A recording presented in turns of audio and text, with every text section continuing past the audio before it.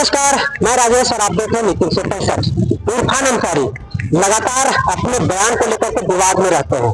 हजारीबाग को लेकर के जो घटना घटी थी उस पर एक बड़ा सा बयान दिए हैं, जिसको लेकर के बीजेपी के गद्दावर नेता हटिया विधानसभा के प्रत्याशी के रूप में हमेशा खड़ा रहते हैं और वहां के लोगों को जो समस्याएं हैं उसको लेकर के हमेशा तत्पर रहते हैं। लगातार उस क्षेत्र में कार्यरत रहते हैं और लोगों की समस्याओं के निदान के लिए हमेशा तत्पर रहते हैं। लेकिन हजारीबाग में विवाद जो उत्पन्न हुआ उस पर इरफान अंसारी के बयान पर ये काफी गुस्से में है और गुस्से का कारण क्या है ये हम जानने की कोशिश करेंगे। फिलहाल हमारे साथ सुमन मिश्रा जी हैं और मिलते हैं और जानने की कोशिश करते हैं कि जो इरफान अंसारी लगातार विवादों में रहते हैं और जो सुर्खियां बटोरते रहते हैं विवादित बयान देकर के, उस पर गुस्सा क्यों है और क्या कारण है। सबसे पहले स्वागत है हमारे नीति 165 चैनल। जो धन्यवाद, बहुत बहुत धन्यवाद।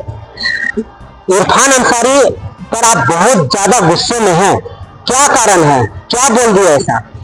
गुस्से का कारण बस यही है और सिर्फ हम ही भर गुस्सा नहीं है, क्योंकि पूरे झारखंड वासी इस्लाम धर्म से लेकर सनातन धर्म सभी नाराज है। इनका वो जो भड़काऊ भाषण ये देते हैं, कभी भी अपने अल्पसंख्यक को लेकर जो विवादित बयान देते हैं, जिसका कारण है कि हम लोग जितने भी झारखंड वासी हैं सभी इनसे मतलब गुस्सा क्या कि हम लोग बहुत नाराज रहते हैं इनसे और अभी भी बहुत नाराज है। क्या ऐसा बोले हैं वो जो गुस्सा का कारण बन गया? गुस्सा का कारण ये बन गया कि आप मान लीजिए अभी जो 2 दिन 3 दिन पहले जो महाशिवरात्रि के समय में आप हजारीबाग विचार का जो समस्या था, दो पक्ष का जो झड़प हुआ, अरे आपको इस झड़प को रोकना चाहिए। दोनों भाई भाई अगर लड़ रहा है तो इसमें आपको गार्जियन बन के समझौता करना चाहिए। तो आप विवादित भाषण देते हैं और आप टिप्पणी करते हैं कि हमारे अल्पसंख्यक भी कमजोर नहीं है, तो आप कमजोर किसको समझते हैं? आप लोग सनातनी को कमजोर समझते हैं क्या?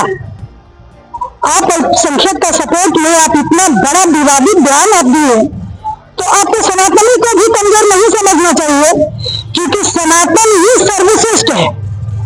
आप अल्पसंख्यक हैं, आप इस्लाम धर्म को मान रहे हैं, भैया हम भी इस चीज को स्वीकार कर रहे हैं, तो इसका मतलब ये नहीं है कि आप एक सनातनी को भी कमजोर समझेंगे। ये बहुत बड़ी गलत आपका स्टेटमेंट है।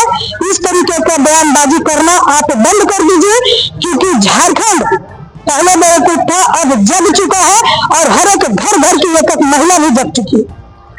कुंभ को लेकर के योगी पर भी कड़े निशाना साधे इरफान अंसारी, उनको भी दे दिए कि कुंभ जा रहे हैं, रोकना है, रोक सकते हैं तो रोक लो, हम कुंभ आ रहे हैं, लेकिन गए नहीं। अरे कुंभ दाल भात थोड़ी है ना भैया, कुंभ जो कुंभ मेला है वो तो कुंभ ही मेला है। आज हमारे इरफान जाके भी मतलब मैं जाके भी अपने आप को महसूस कर रहा हूँ कि हम कुंभ में डुबकी लगा चुके हैं। आप रोकिए ना जाके शहनाज अख्तर को, क्यों नहीं रोके आप?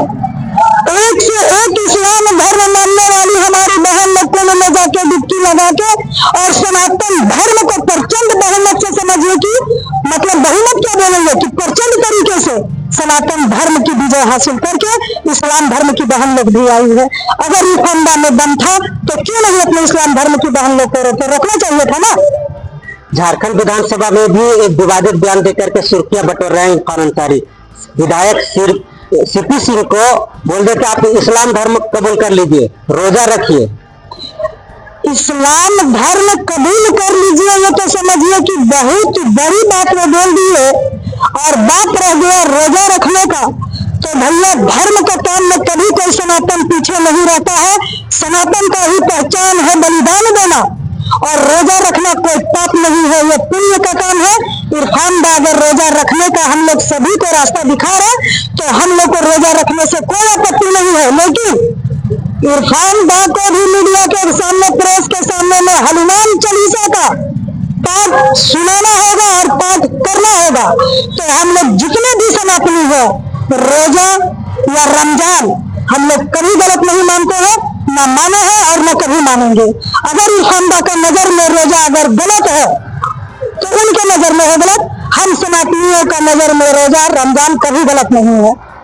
हटिया विधानसभा से आप कार्य करते रहे हैं और वहां से चुनाव लड़ने की बहुत सारी कोशिशें भी की, पार्टी अब पर विश्वास नहीं जता पाई, क्या कारण मानते हैं? और पार्टी की बात है, पार्टी विश्वास माने अथवा ना माने, भैया हम इस जगह से बिलोंग करते हैं। आज अगर इरफान लाल की बड़ी बात कर रहे हैं, अगर बयान में वो दो पक्ष को, दो भाइयों को अगर लड़वाने का प्रयास कर रहे हैं, पार्टी हमें क्या दी नहीं दी उससे हमको कोई लेना देना नहीं है। अब पार्टी क्या करेगी इसके लिए पार्टी को सोचना होगा। और बात रह गया अगर इरफान दो भाइयों को लड़वाने का प्रयास कर रहे हैं, तो आज का डेट में लिखित नहीं, लिखित ईदगाह के लिए मेरा 1.5 एकड़ जमीन अभी भी लिखित पे दान किया हुआ है।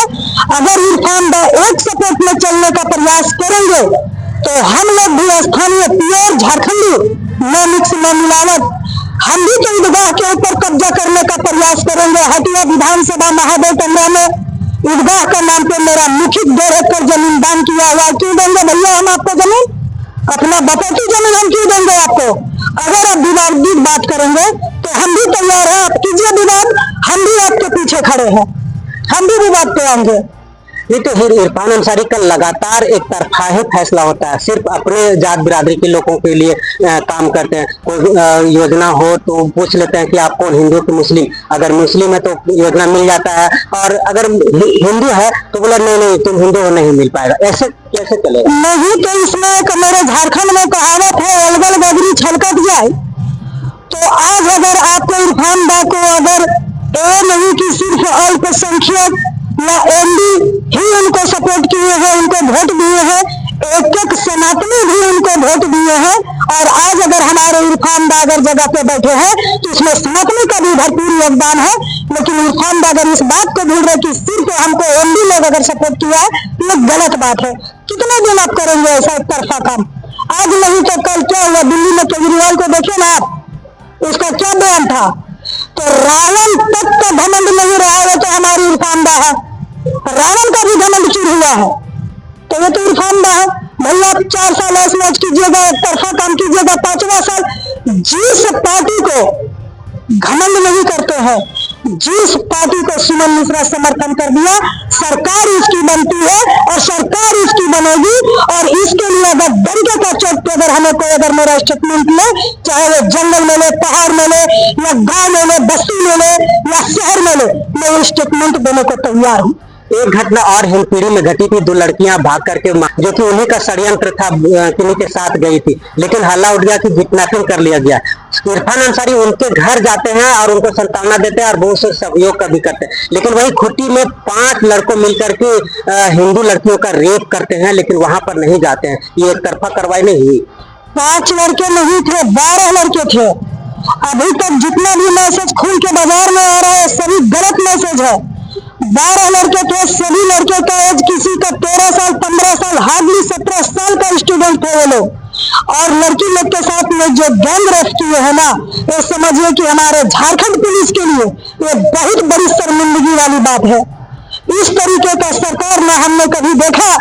आज 22 साल से राजनीतिक में है, जनप्रतिनिधि है, गरीबों का सेवा में लगे रहते हैं, लेकिन आज तक ऐसा कांड हम लोग कभी नहीं देखे और न कभी सुने।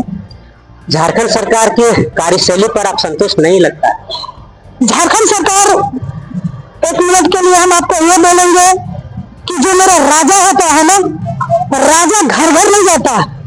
राजा का काम है, राजा अपने राजमहल में रहता है, उसके प्रजा, उसके सिपाही सारे चीज को निभाते हैं। एक राजा हेमंत सोरेन, हेमंत दा जो हम लोग का है, वो समझिए कि वो राजा है। बहुत ऐसा चीज है कि मेरे हेमंत दा का काम तक पहुंचता भी नहीं है, उसको बीच में ही सल्टाने का काम किया जाता है। लेकिन हम हाथ जोड़ के आपके चैनल से हम यही अपेक्षा करेंगे कि हर एक न्यूज, हर एक चैनल, हर एक वर्ड मेरे हेमंत दा तक जाने का प्रयास का आप लोग कीजिए और एक एक मैसेज हेमंत दा तक दीजिए। देखिए मेरा झारखंड फिर से सज जाएगा। इरफान अंसारी को क्या संदेश देंगे? इरफान दा को यही संदेश देंगे, इरफान दा, अगर आप अपने आप को प्योर झारखंडी का दावा करते हैं तो आपसे भी एक अपेक्षा करेंगे, जो भड़काऊ भाषण आप देते हैं, भड़काऊ बयान जो आप देते हैं, देना बंद कर दीजिए।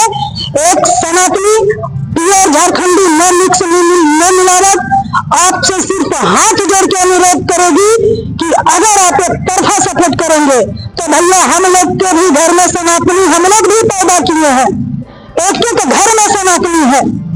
आप इस चीज को न भूलिए कि सिर्फ आप अल्पसंख्यक का सपोर्ट करेंगे। अल्पसंख्यक को तो हम झेल रहे हैं, आप आइए हमारे क्षेत्र रांची में, एक एक जमीन को जितने बांग्लादेशी रोहिंग्या है सभी कब्जा करने का प्रयास किए हैं। उस चीज को भी हमने बर्दाश्त किया, लेकिन अब बर्दाश्त करने की आवश्यकता हमें नहीं है, क्योंकि भैया हम भी रात में सोते हैं तो मेरे कान तक भी नमाज की आवाज जाती है, फिर भी हम डिस्टर्ब नहीं होने का प्रयास अपने आप को समझौता देते हैं। लेकिन अब बहुत हो गया, हम भी चंदा उतरवाने का दावा कर सकते हैं और सरकार से चुनौती हम भी कर सकते हैं कि जितने भी मस्जिद में चंदा बज रहा है टोटल चंदा उतरवाने का प्रयास किया जाए, क्योंकि हम सनातनी है, हमें भी नमाज से दिक्कत होती है। अगर इरफानदा नहीं समझे तो, अगर मेरे इरफानदा समझ गए तो समझिए कि जैसे आप हैं वैसे हम हैं, हम लोग दोनों को कोऑपरेट करके चलना है और एक दूसरे का धर्म को लेकर चलना है। मेरा नाम सुमन मिश्रा हटिया विधानसभा से बिलोंग करते हैं और आज तक हमारे पूर्वज जो बलिदानी दी है उस बलिदानी का एक अंश आज हम भी बन के खड़े हैं। सरना, मसना, ईदगाह, मस्जिद, मंदिर, कब्रिस्तान तक की मेरी जमीन दान लिखित किया हुआ है, एक भी लिखित में है। अगर किसी में है इतना दान तो हमें रोक के देखे, और जितने भी हम जमीन लिखित दान किए हैं वो सभी को हम रिटर्न लेने का पावर रखते अपने आप में। धन्यवाद। तो देखा कि किस तरीके का गुस्से का कारण है। अब हम उनके गुस्से को जायज ठहराते हुए कह सकते हैं कि जिस तरीके से एक तरफा कार्रवाई कर रहे हैं इरफान अंसारी, उसको लेकर के सुमन मिश्रा जी गुस्से में हैं। अब इस गुस्से का कारण आपको स्पष्ट शब्दों में झलक रहा है कि यदि इरफान अंसारी एक तरफा करेंगे तो हम भी सनातनी चूड़ियां पहन करके नहीं बैठे हुए हैं। हमारे दान पर इनका ईदगाह चल रहा है, वो भी हम कब्जा करने की काम करेंगे। और यदि इससे भी नहीं सुधरे तो जितने में मस्जिदों में अजान होती है, लाउड स्पीकर लगता है, उसको कहीं न कहीं हम लोग बंद करवाने का काम करेंगे। फिलहाल आगे क्या फिर करेंगी, हम तक टोटल घटना और इनका कार्यक्रमों को आप तक पहुंचाते रहेंगे। फिलहाल हमारे साथ जुड़े रहे न्यूज़ 365 राजेश के साथ।